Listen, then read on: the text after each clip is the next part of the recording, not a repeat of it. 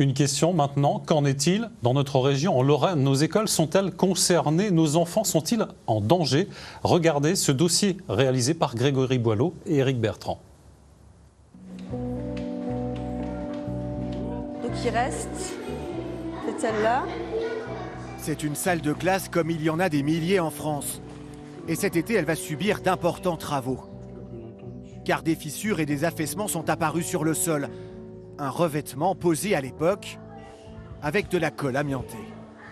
Ce genre d'affaissement et de fissuration pourrait éventuellement dégager des fibres. Bon, sachant que c'est quand même des fibres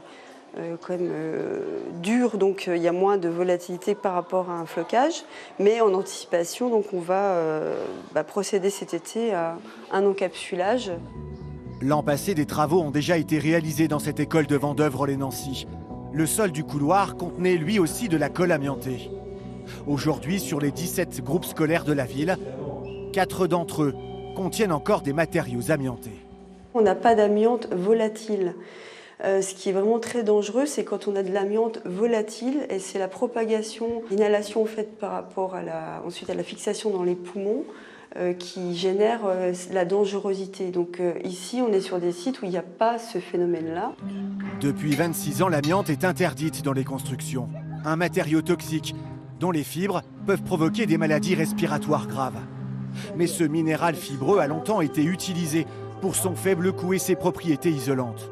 Aujourd'hui, les communes doivent impérativement réaliser des diagnostics techniques amiante, une sorte de carnet de santé, une surveillance des bâtiments publics. Avec le diagnostic, on repère bien, on a les moyens de repérer.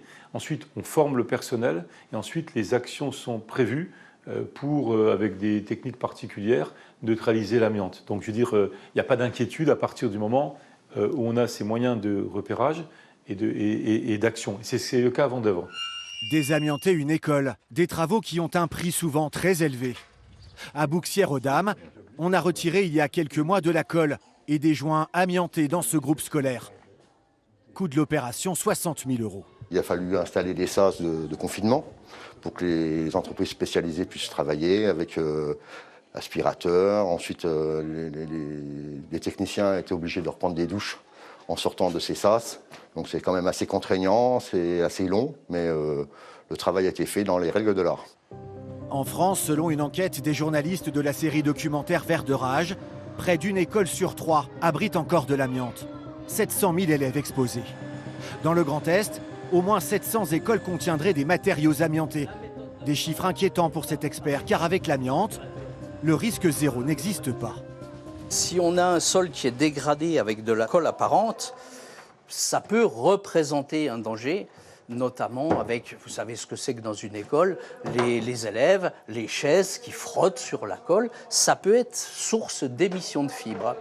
Des écoles parfois surveillées de très près. À Nancy, sur les 44 groupes scolaires de la ville, une vingtaine contiennent encore de l'amiante. On sait exactement où on a de l'amiante, dans quels locaux. Et du coup, on fait un suivi au quotidien de tout ça. Aujourd'hui, on fait tout notre possible pour l'enlever au maximum. D'ailleurs, on n'encapsule jamais, on l'enlève systématiquement. Dès lors qu'on a un chantier, c'est pour le retirer. Chaque année en France, l'exposition à l'amiante serait responsable de 2200 nouveaux cas de cancer et 1700 décès.